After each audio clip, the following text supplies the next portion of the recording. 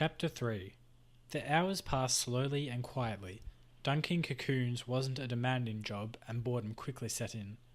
Larton would have loved to chat with Ver and the others on his team, but Traz prowled the factory relentlessly, and although he was a large man, he could move as lightly as a cat.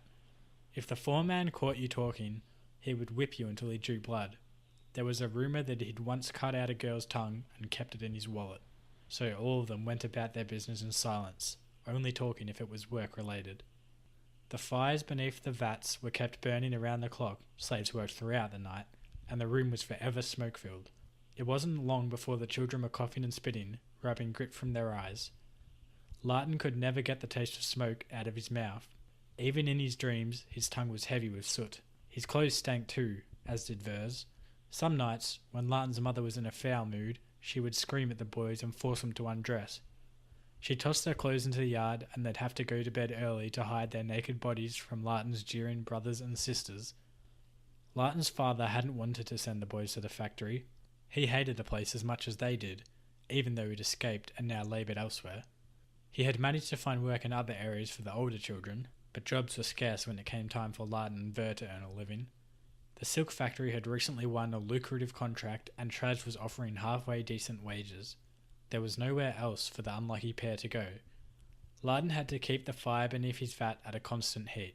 As soon as he felt the temperature of the water dropping, he fed the flames with an armful of logs from a mound at the back of the room. Across from him, Ver finished dunking another batch of cocoons, then set off at a jog for the pit out back. Traz reluctantly accepted the need for toilet breaks, but if he caught you walking instead of running, you were guaranteed a whipping. Larton grinned. Ver had a weak bladder, and most days he had to go to the pit 3 times, to Larton's once. Ver tried drinking less, but it made no difference. Traz had beaten him in the early days, when he thought the boy was making excuses, but eventually he realised that Ver's complaint was genuine, and though he still cuffed Ver occasionally, he let the wretch go as often as he needed to. Ver looked worried when he returned this time. "What's wrong?" Larton whispered. "One of the owners was with Traz," Ver panted. "They were on their way to inspect the room of baby worms." Word spread and everyone upped the tempo. It was bad news whenever one of the owners came to visit. Traz got nervous in the presence of his employers. He would meekly lead his bosses around, a false smile plastered in place, sweating like a pig. As soon as the visitor departed, Traz would take a few swigs from a bottle of rum that he kept in his office, then storm furiously through the factory, finding fault wherever he looked. They were hard days when Traz was on the warpath. No matter what you did, he could turn on you. Even the most skillful workers on the looms, normally the best treated in a factory, had suffered lashings at times like this. Larton prayed while he worked, begging a variety of gods to keep Traz away from their vats. Though Larton wasn't religious, he figured there was no harm in covering all the angles when trouble was in the air. They heard a roar, and every child lowered their head and dunked cocoons as fast as they could. The problem was, they had to leave them in the water until the cocoons had softened properly. If Traz found hard cocoons in their baskets, it would be far worse than if he thought they were going slow. Traz entered like a bear, growling and glaring, hoping someone would glance up at him. But all the children stared fixedly into their vats. He was pleased to see that most of them were trembling. That snapped some of the fire from his rage, but he needed to hand out 3 or 4 more beatings before he'd really start to calm down. A girl lost her grip on a couple of cocoons as Traz was passing, and they bobbed to the surface. He was on her like a hawk. "Keep them down," he bellowed, swatting the back of her head. She winced and drove the cocoons to the base of the vat, soaking the sleeves of her dress. "Sorry, sir." Traz grabbed her hair. She was new to the team and had made the mistake of not cutting it short. He jerked her face up to his.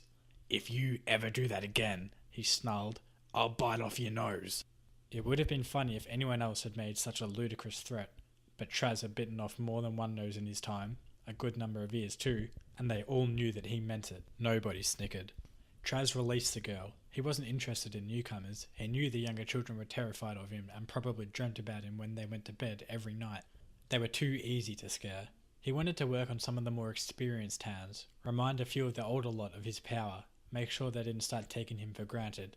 He cast his gaze around. There was a tall boy in one corner, a lazy piece of work. Traz started to move in on him, but then he caught sight of Ver Horston and changed direction. Traz slowly strolled past Ver, giving him the impression that he'd escaped the foreman's wrath.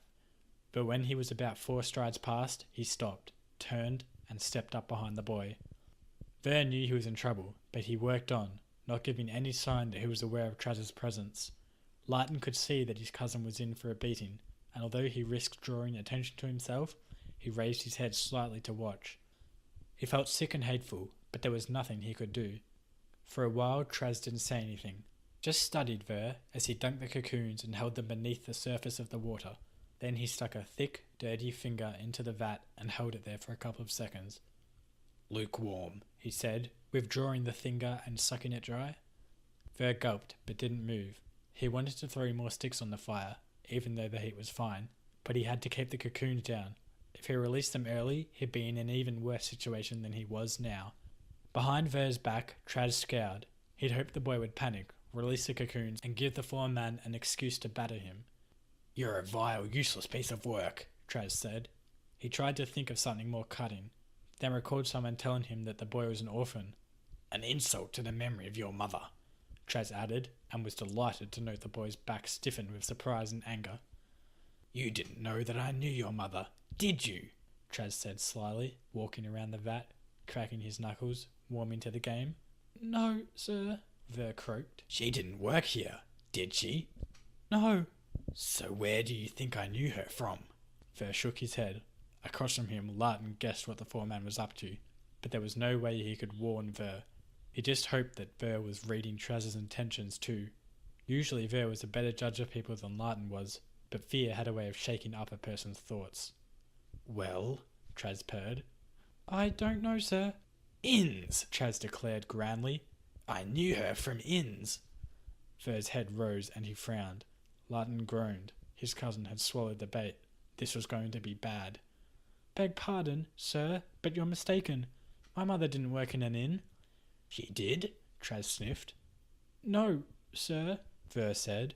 "She was a seamstress." "By day," Traz jeered. "But she earned a bit extra by night." He gave Ver a few seconds to dwell on that. "Worked in a lot of inns. I met her many times." Ver was too young to have kissed a girl, but there were few true innocents in the world at that time. He knew what the foreman was implying. His cheeks flushed. The worst thing was, he couldn't say for sure that it was a lie. He was almost certain that Traz was toying with him, but Ver had a few memories of his parents, so he couldn't dismiss the insult as an outrageous piece of slander. "She wasn't a pretty thing," Traz continued, relishing the twisted look on Ver's face. "But she was pretty good at her job, eh?" Ver started to tremble, but not with fear. He had always been able to control his temper, much better than Lighton could, but he'd never been subjected to an insult of this nature before. Traz whispered something in Ver's ear. The boy's face went white, and a lone cocoon bobbed up inside the vat. "Keep the bloody things down!" Traz roared, punching Ver hard on the left side of his head. Ver was slugged sideways and lost his grip on the cocoons. They all shot up to the top. "Idiot!" Traz yelled, and followed it up with cruder curses, each accompanied by a blow to Ver's head. Ver tried to push the cocoons down again, but was knocked away from the vat by the bullying foreman, then to the ground. As he hit the floor, Traz kicked the boy in the stomach. Ver cried out with pain, then threw up over Traz's boot. The foreman's fury doubled, cursing the boy with his vilest insults. He grabbed cocoons from the vat and lobbed them at Ver's face. Ver retreated like a crab, trying to avoid the soggy missiles. Lighton and the others watched with jaws open. They had never seen Traz as mad as this. Nobody was bothering with work any longer. All eyes were on the furious bully and his defenseless victim. When the vat ran out, Traz plucked cocoons from the vat next to it. He had never before manhandled the valuable balls of silken thread, but something inside him had snapped. It wasn't anything Ver had said or done. This had been building within the hate-filled foreman for a long time, and Ver was simply in the wrong place at the worst possible moment. Traz stamped after the fleeing Ver, pelting him with cocoons, calling the boy and his mother all sorts of disgusting names. Lighton saw Ver getting close to the door and prayed his cousin wouldn't make it. He had a vision of Traz slamming the door shut on Ver over and over, smashing the bony boy to pieces. It would be better if Ver collapsed in the middle of the floor. All Traz could hit him with then would be his fists, feet, and cocoons. As if responding to Lighton's silent prayers, Ver stopped crawling and held his ground ahead of the advancing foreman. But Ver hadn't stopped to take a beating. Something had switched inside him, just as it had inside the vicious Traz. He knew it was lunacy, but he couldn't stop himself. Maybe it was a reaction to one of the insults aimed at his dead mother. Maybe a bone had shattered in his ribs and the pain drove him momentarily insane. Or maybe life had been leading him to this point. Since he first stepped into the factory, and it was simply his destiny to one day hit back at a world that treated helpless children so repulsively. Ver snatched a cocoon from the floor, hurled it at Traz and screamed, "Leave me alone, you!" He paused as the cocoon struck Traz between his eyes, then smiled and finished with an insult every bit as crude as any the foreman had used. Traz came to a stunned halt. The cocoon had only left a wet, slimy mark behind, and he'd been called far worse in his time by drunkards, scandals, and women of ill repute. But no child had ever spoken that way to him, and he had never been struck in front of a crowd of gawping children. Traz was a beastly man and always had been. But in that second, he slipped beyond the boundaries of mere brutality. He had beaten children senseless in the past. He had chewed off noses and ears, and the story about cutting a girl's tongue out was true. Children had died under his watch from festering wounds and starvation, and he had laughed at their agonies. But he had never set out to openly murder one of his crew. As the cocoon dripped on the floor and the echoes of Ver's curse died away, Traz lost control of himself. It was abrupt and awful, and before anyone knew it was coming, he had already launched himself at the boy. Traz scooped Ver up from the floor with one huge paw. Ver cursed him again and hit him with a fist instead of a soft cocoon. But Traz was in no mood to play.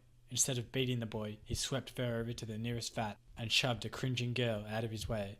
Before Ver could protest, Traz upended him and thrust him underwater, pushing him all the way to the bottom and holding his head there with one thick, hairy, powerful hand. Ver kicked out wildly. One of his feet struck Traz in the chin. The foreman grunted and slipped. Ver bobbed to the surface like a cocoon, but then Traz regained his balance and pushed Ver down again, using his free arm to bend back the boy's legs. Ignoring the heat of the water, he held Ver in place, fingers squeezed tight into the flesh of the boy's skull. "Let him go!" Lighton shouted, surprising even himself. Traz's eyes flared and he bared his teeth. "Stay out of this!" "Stop it!" Lighton cried. "You'll kill him!" "Aye," Traz chuckled. "That's what I'm aiming to do." Lighton had lived in fear of the foreman since the age of 8, but there was no time for terror on that cold, grey Tuesday. Ver was drowning. Lighton had to act swiftly, or it would be too late. Abandoning the safety of his vat, Lighton raced towards the laughing Traz and threw himself at the monstrous man. The floor was wet, and he hoped Traz would lose his footing when he was tackled. If he could get Ver out of the vat, they'd flee like rats and never come back. His father wouldn't care, not when Lighton told him what had happened. There were limits to what even the likes of Traz could get away with. But Traz had clocked the Crepsley boy's every move. He anticipated the leap and adjusted his stance. When Lighton threw himself forward, Traz simply let go of Ver's legs, not thrashing now, and slammed a fist down on Lighton's skull. Lighton felt as if his head had been caved in. For a few seconds, he came close to blacking out. He would have fainted any other time, but he knew Ver needed him. He couldn't afford to fall unconscious, so, drawing strength from deep within himself, he shook his head and lurched to his knees. Traz was surprised. He thought he'd killed the boy, or at least hit him so hard that he'd slump around, simple-minded for the rest of his days. Even in the midst of his murderous fit, he found himself respecting the way Lighton hauled himself up, first to his knees, then to his feet. His legs were swaying like a drunk's, but Traz admired the boy for rising to make a challenge. The worst of the foreman's rage ebbed away, and he grunted, "Stay down, you fool." Lighton moaned in reply and staggered forward. This time he didn't try to hit the huge man. He was only focused on Ver's legs. They were as still as a crushed dog's, and Lighton knew he had mere seconds in which to fish out his cousin, if it wasn't already too late. Traz squinted at the advancing child. When he realized Lighton was only worried about the drowning boy, Traz looked down and hissed. Verhorsten was no longer moving, and no bubbles of air were trickling from his mouth. Traz felt no guilt, merely unease. Though he doubted his employers would care too much if word of this incident reached them, there was always the possibility that they might decide he had gone too far. Releasing Ver's legs, he stepped away from the vat and wrung water from the sleeves of his jacket, thinking hard. Not being a man of the world like Traz, Lighton thought there was still hope. He gurgled happily when Traz moved aside, then gripped Ver's legs and dragged him out of the vat. His cousin was heavier than normal, his clothes soaked, and Lighton was still dizzy from the blow to his head. But it only took him a couple of seconds to pull Ver clear and lay him on the floor. "Ver!" Lighton called, sprawling beside his motionless cousin. When there was no answer, he turned Ver's head sideways and pried his lips apart to let water out. "Ver!" He slapped the silent boy's back. "Are you alright? Can you hear me? Did he—" "Silence!" Traz barked, When Larkin glanced up, blinking back tears, the foreman added coldly, "There's nothing you can do for him. The gutter rat's dead. All that's left for him now is the grave."